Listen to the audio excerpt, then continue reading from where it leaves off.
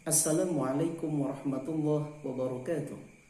Alhamdulillahilladzi ja'ala Indonesia daulatan mustaqilah bil fantasila falsafah wa minas sabang lal merauke wilayah.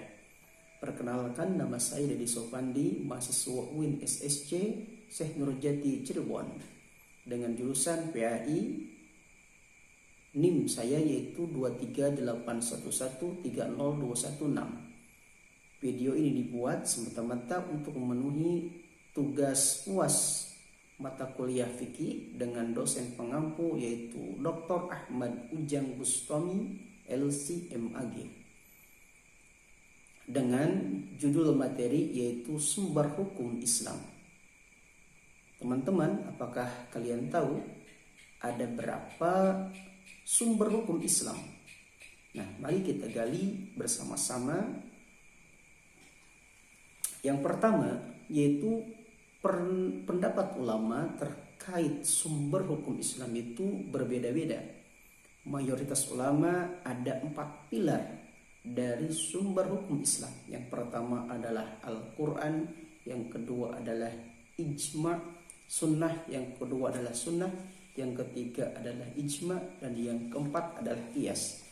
Adapun pendapat ulama yang lainnya atau minoritas yaitu memasukkan dalam sumber hukum Islam ini yaitu yang apa yang dinamakan uruf, apa yang dinamakan istihsan, dan apa yang dinamakan maslahah mursalah.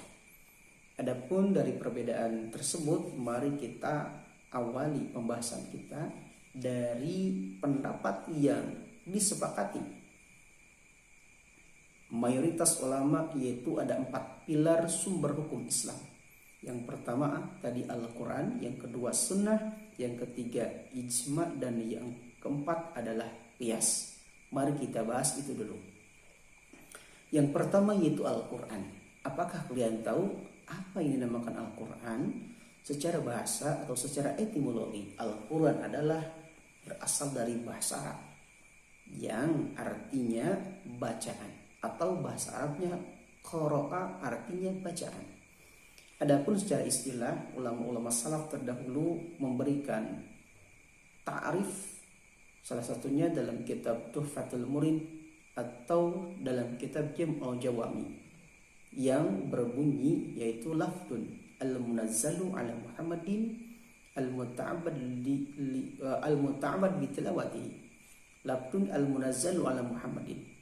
Kalau di dalam kitab Jam'ul Jawami ada istilah tambahan yaitu lil i'jazi, yaitu lafaz yang diturunkan kepada Nabi Muhammad SAW, tujuannya untuk lil i'jaz, untuk melemahkan musuh. Al-muta'abbad bitilawatihi, dengan membacanya kita dapat pahala walaupun kita tidak tahu maknanya lafaz Al-Quran tersebut. Nah, ini sebagian dari apa? Ciri khas Al-Quran. Ciri yang selanjutnya yaitu ciri utama dari Al-Quran yaitu kalam Allah, kalam Allah yang azali atau yang abadi, sehingga tidak dibahaskan dari manusia, tidak dibahaskan dari Nabi Muhammad SAW, walaupun Al-Quran ini diturunkan kepada Nabi Muhammad SAW sebagai mukjizat. Yang kedua, Al-Quran ini sepenuhnya bahasa Arab. Tidak ada bahasa-bahasa lain, sepenuhnya bahasa Arab. Itu ciri utama identik dari Al-Quran.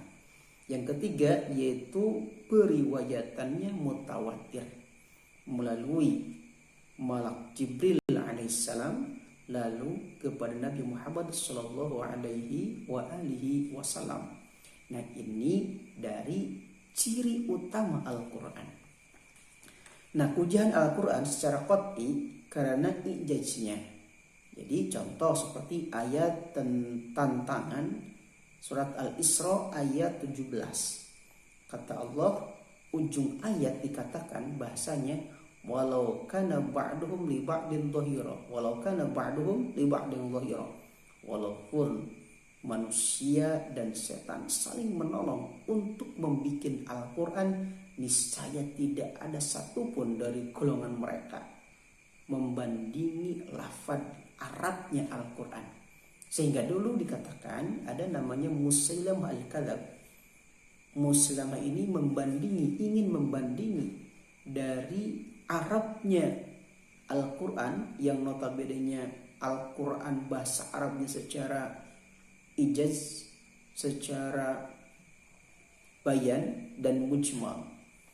Nah, Musailamah al-Kadzab ini mengatakan dengan meniru surat Al-Fil, kata Musailamah al-Kadzab, al-fil mal-fil wa ma adraka mal-fil lahu dhanbun tawil wa mushbarrun watil.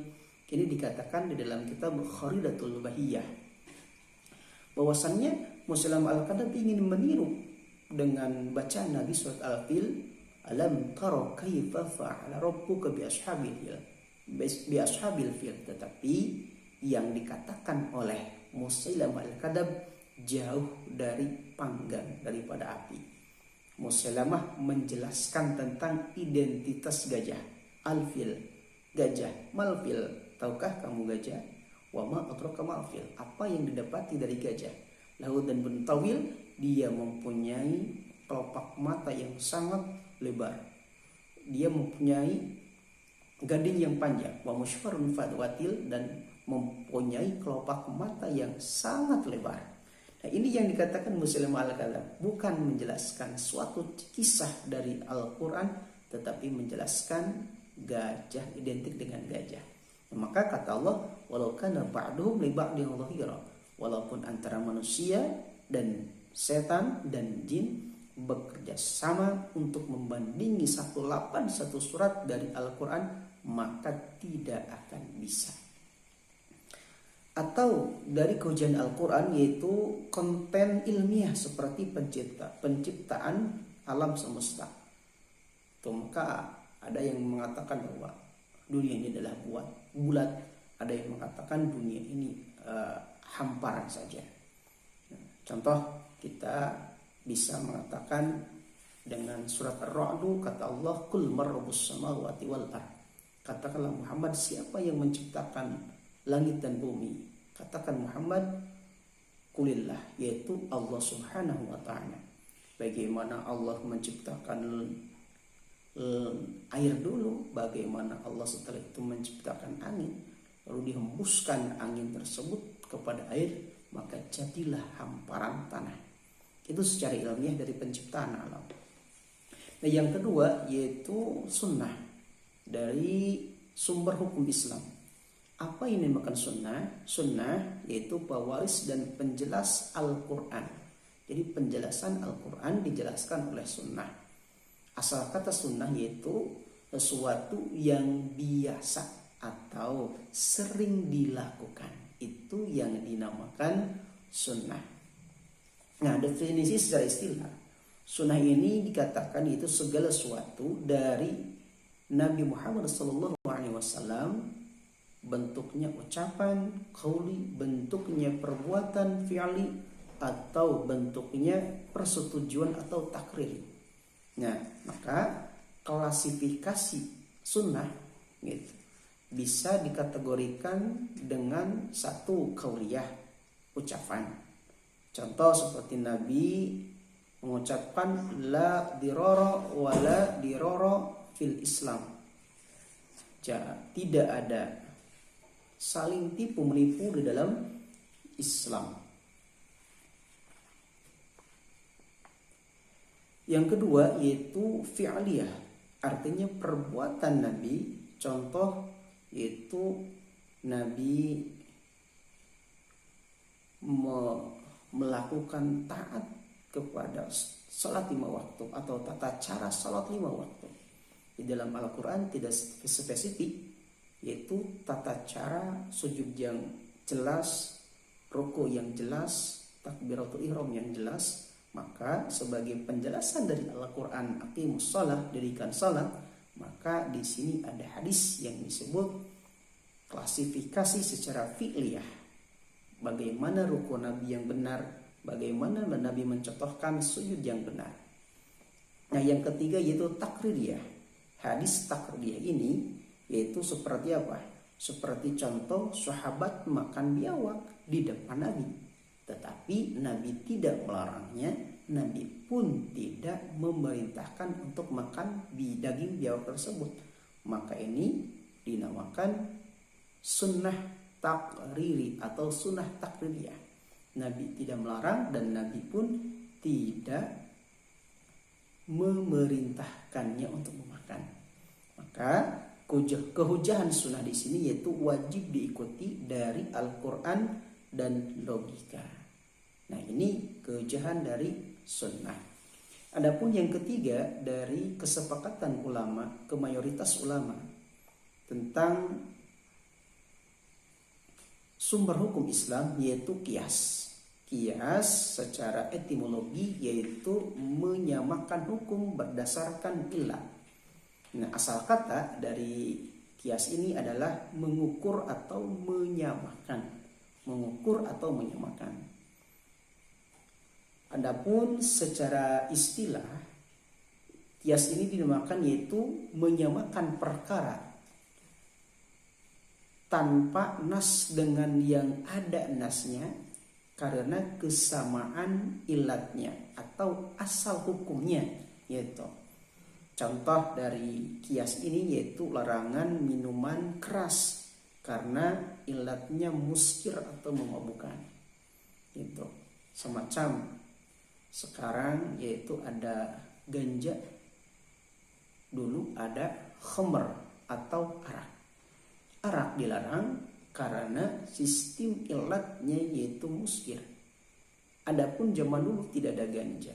Nah, sekarang ada ganja. Ganja itu ilatnya muskir. Maka dulu tidak ada ganja, sekarang ada ganja. Ilat haramnya ganja disamakan dengan ilat haramnya arak yaitu muskirnya. Maka antara haramnya arak dan haramnya ganja itu disamakan. Jadi haramnya arak disamakan dengan haramnya muskir. Ini jadi ilatnya, jadi ilat asal hukum. Gitu. Muskirnya